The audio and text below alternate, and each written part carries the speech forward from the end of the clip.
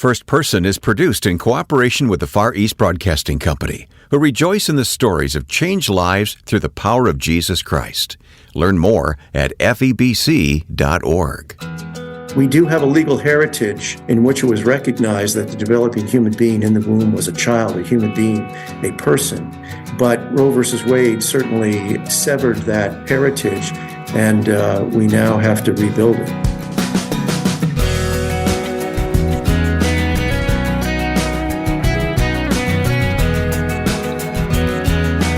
This is First Person, where our guest now is Clarke Forsythe, Senior Counsel for Americans United for Life. Welcome, I'm Wayne Shepherd.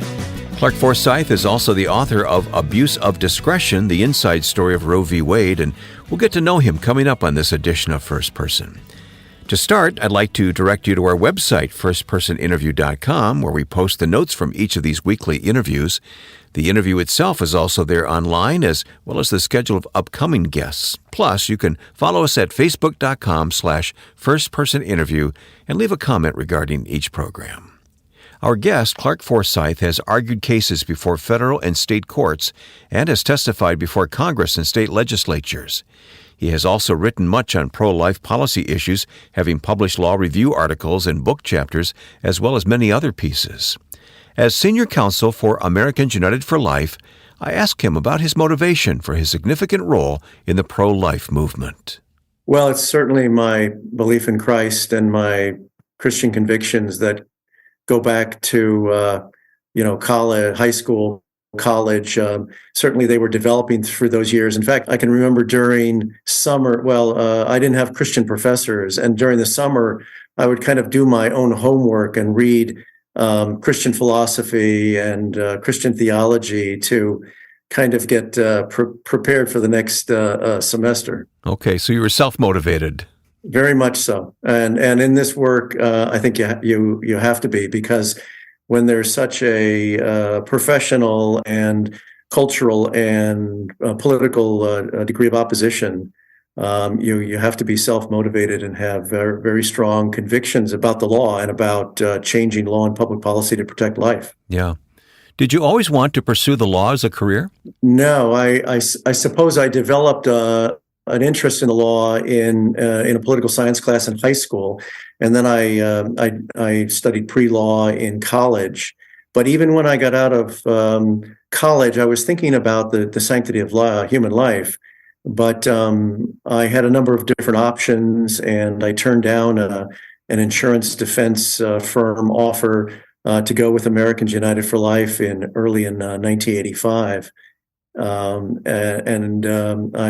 never looked back. I've been with Americans United for Life for 38 years and have been inspired and fulfilled by the work these 38 years. Yeah, I want to talk more about that, obviously. But so you got involved in the anti-abortion movement post Roe v. Wade?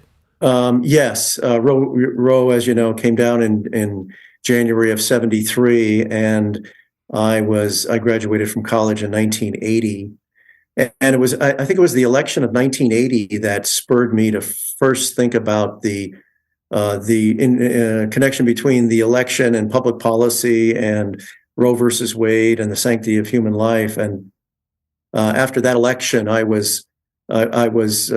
conviction about the need to protect human life and the law was launched, and I went to law school thinking about those issues and committed to those issues. So did your family and your peers support you in your desire to follow this track? I didn't grow up in a family. I grew up in a Christian home. My parents, my maternal and maternal grandparents were Christians going back to the early 20th century, but they were not very politically involved, and they were not involved in the pro-life movement. So I think I developed those convictions on my own. But my wife, Karen and I got married in 1981, supported my work and has for all these years.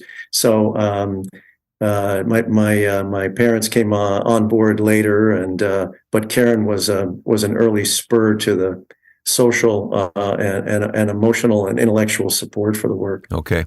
So the temptation was never to launch a career as a lawyer And make a lot of money? Well, the offer was there, but I was really convicted by the mission of Americans United for Life, and that won out over doing a traditional legal career. I see. Okay.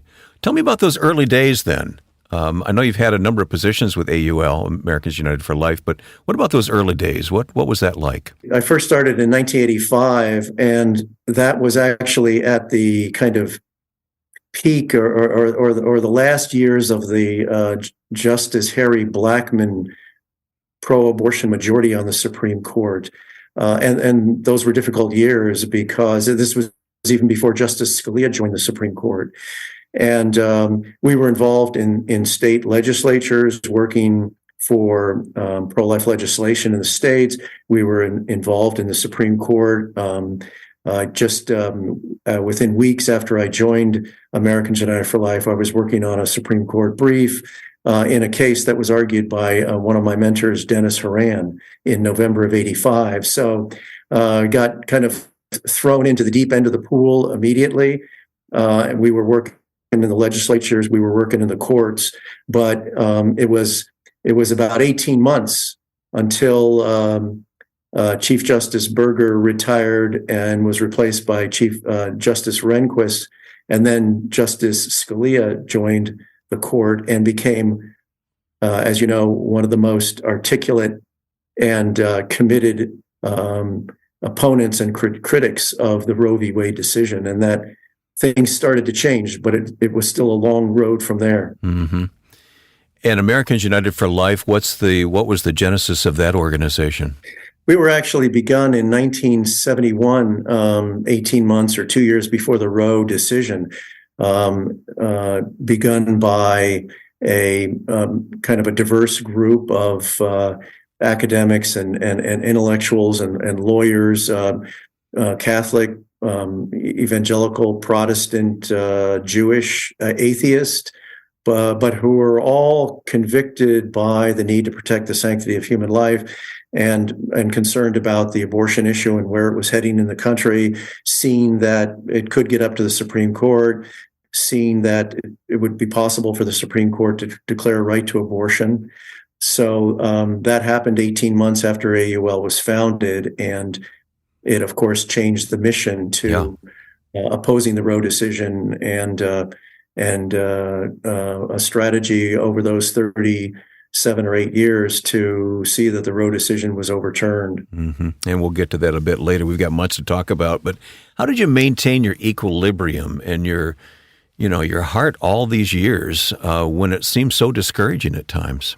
Well, I think it was a combination of strong Christian conviction, strong spiritual life, strong devotional life, as well as the support of my wonderful wife, Karen, and having a strong marriage. Plus, the teams at Americans United for Life have always been exceptional and committed and very talented. So I think it was a combination of those three, and maybe the inspiration of reading about past role models, William Wilberforce. I was just thinking that name myself. Wilberforce, Abraham Lincoln, and his work against slavery in the 1850s, even before he was president. Wilberforce and his fight against the slave trade at the end of the 18th and the early part of the 19th century in Great Britain. And others, Martin Luther King, Thurgood Marshall, and his work with the NAACP. Those were all role models and inspirations. Mm-hmm. So during those first, maybe 10, 15 years, was there a dip in the church's commitment to this battle, or how would you characterize it? Well, I think most historians and sociologists recognize that the pro-life movement started with the Catholic Church, and there might not have been a pro-life movement without the Catholic Church in the 1960s and 70s. And it was not until the late 70s, I think, that evangelicals in the United States started to be concerned about the abortion issue and be committed to protecting the sanctity of human life. And that kind of coalition built then in the late 1970s, early 1980s. Of course, the Reagan election in 1980 was a significant political change, and his pro-life convictions were, of course, supported by Catholics and evangelicals, and that great coalition in the pro-life movement, began at that time. How would you assess names like Francis Schaeffer, C. Everett Koop, and men and women like that who took a strong stand? Well, they were very influential. In fact, in 1979, 1980, I read Koop and Schaeffer's book, Whatever Happened to the Human Race, and that was very influential in my own understanding of the issues in bioethics and the law. So that Koop and Schaeffer book was very instrumental in my own formation. And although I never met Francis Schaeffer, years later I was able to thank Dr. Koop for the book and for his work. Stay with us now as we continue to get to know Clarke Forsythe, Senior Counsel for Americans United for Life. Here's Ed Cannon on the vision for FEBC's weekly podcast. The primary purpose of Until All Have Heard, of course, is to share the experience that FEBC has because we have staff on the ground in so many oppressive places. But in addition to that, we're trying to speak to you in a way that only the kind of testimonies you'll hear from around the globe can do. Discover how the gospel is making a difference around the world. Search for Until All Have Heard on your favorite podcast platform, or hear it online at febc.org.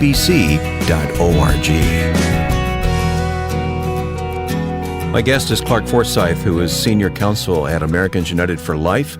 He's the author of at least a couple of books, one of which is called Abuse of Discretion, the Inside Story of Roe v. Wade. And Clarke, I'm so glad that we had this chance to talk today. And here we are in a post-Dobbs decision era of the Supreme Court, but the battle certainly is not over. Those who propose abortion rights are girded for action, aren't they? And we've seen a lot of that lately. Absolutely, and that was to be expected. I mean, the Dobbs decision was critically important. It was critically important to overturn the Roe versus Wade decision and overturn that unjust and unconstitutional decision that took the abortion issue away from the American people, took it out of the democratic process, and centralized all power and authority in the Supreme Court. So Dobbs was important to reverse that, to return the issue to the people, where the issue had been, for virtually 2 centuries before the Roe v. Wade decision. To return the authority and the control and the responsibility, more than anything else, to the American people. And so, as of last June 2022, it has been an issue back in the democratic process, the electoral process, and believers need to stand up and be involved and to understand what's going on in their states, because it's now become very much a democratic issue, very much a state-by-state issue. Right. It's no time to relax and lean back. This is a critical time. It really is, as I understand it, and you understand it better than I do. I understand that you have, I don't know how many times you've done this, but testified before congressional committees? Yes, testified before both state legislatures and committees of Congress. And what do you say to them? I know it's different for different meetings, but give me a summary of maybe one of the more recent times you've done that. Well, just last week I testified before a U.S. House subcommittee on appropriations in defense of the Hyde Amendment, which is an annual, they call it a rider, but it's an attachment to the annual appropriations law, the federal appropriations, that prohibits taxpayer funds from being used for abortion. Mm-hmm. And so I just had a brief 5 minutes of testimony urging the committee to keep the Hyde Amendment, to reapprove the Hyde Amendment, so that taxpayer dollars aren't used to fund elective abortion in the United States. So The issues are often different. I testified some years ago against the legalization of human cloning, but there are always obviously live issues affecting the sanctity of human life that Congress addresses.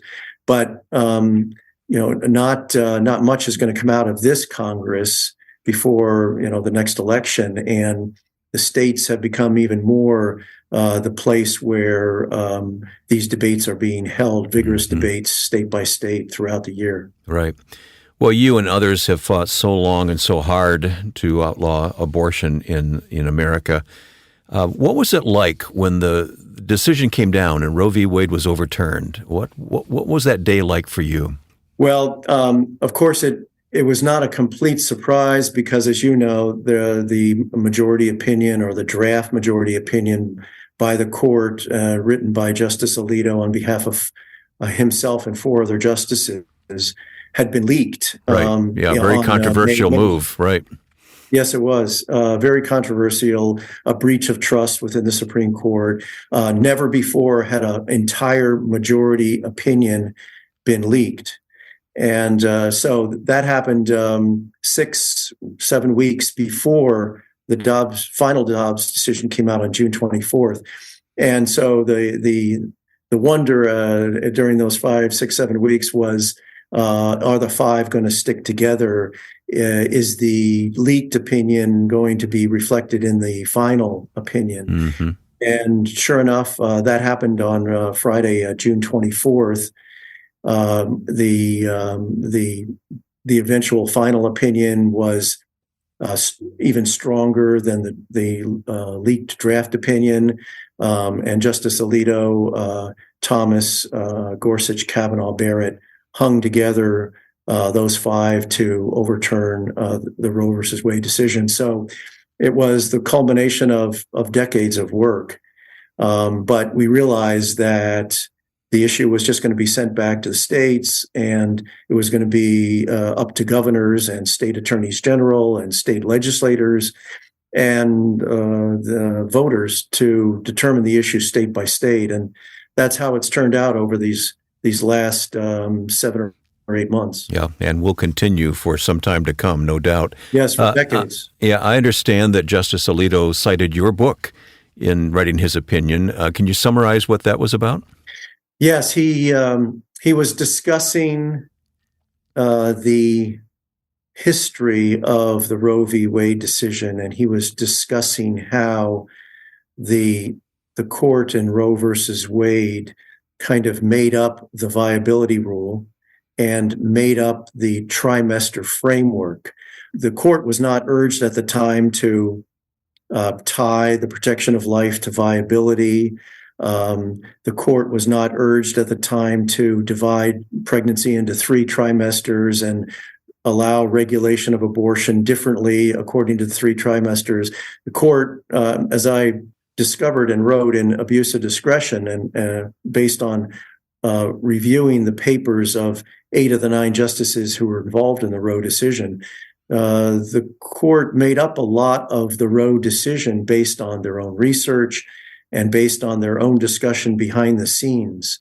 Much, or if not all, of what you read in the Roe decision about history and sociology and medicine was not urged on the court. It was constructed by the justices behind the scenes, and that violated procedure. It violated proper law, and it sowed the seeds for the controversy surrounding the Roe decision. And so in that context, Justice Alito cited abuse of discretion and the research showing that the court had basically made up those rules. We'll put a link to that book, by the way, which you wrote, Abuse of Discretion, The Inside Story of Roe v. Wade, in our program notes at firstpersoninterview.com, so our listeners can follow up on that if they like, firstpersoninterview.com. Let me ask more personally, Clarke. You've been in this battle now for many years. There have been some victories, and there's some concerns ahead. Talk to me about your heart and your mission and your commitment to this spiritually. Based on that whole history, I'm I'm encouraged by the progress of the Cause for Life in America and the difference that it's made in protecting life and raising these issues and not allowing them to be settled or ignored in the media, in state legislatures, in Congress, in the courts. All of that is necessary to create ferment to change the law and to improve the law and improve the protection of human life.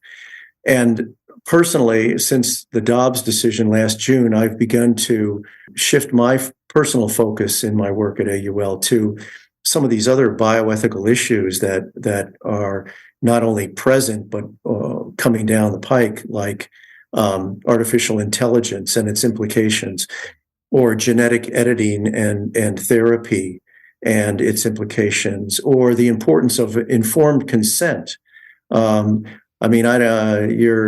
sure among your listeners, whether they decided to have a COVID vaccine or decline a COVID vaccine, I suspect that many didn't feel they had fully informed consent, that they had full information one way or another about the implications of the vaccine. And many Americans, I think, feel that way about all the medical procedures and the elective procedures that are being thrown at us by email or through social media. These issues are intense, and they surround us, and they're going to shape the future of our society and the protection for human life over the coming decades. Fundamentally, do you see this as a spiritual battle? It is certainly that. Obviously, it's not just our faith. It's our faith based on evidence. And it's not just faith, it's the reality of the created world. It's the reality of human beings as created in the image of God, and how we are all equal in that creation. That creation establishes our purpose. It establishes the respect for the sanctity of human life, the respect for human beings, every one of us, and that gives us respect and dignity. And so it's both very much a spiritual issue, but it's also just recognize the created order and how it shapes us. That also needs to be that protection for life needs to be in the law. It needs to be respected in the law.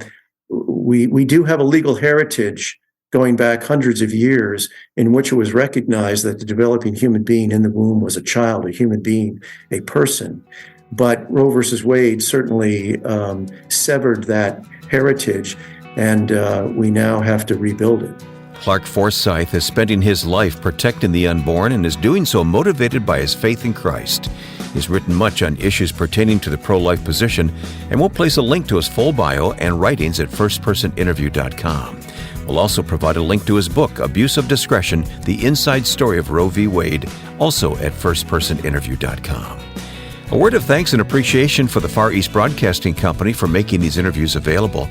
FEBC is wholly committed to reaching the world for Christ through radio and internet programs, and has many stories of people turning to Christ and being discipled in His Word. Take a moment and explore the website febc.org to learn more. That's febc.org.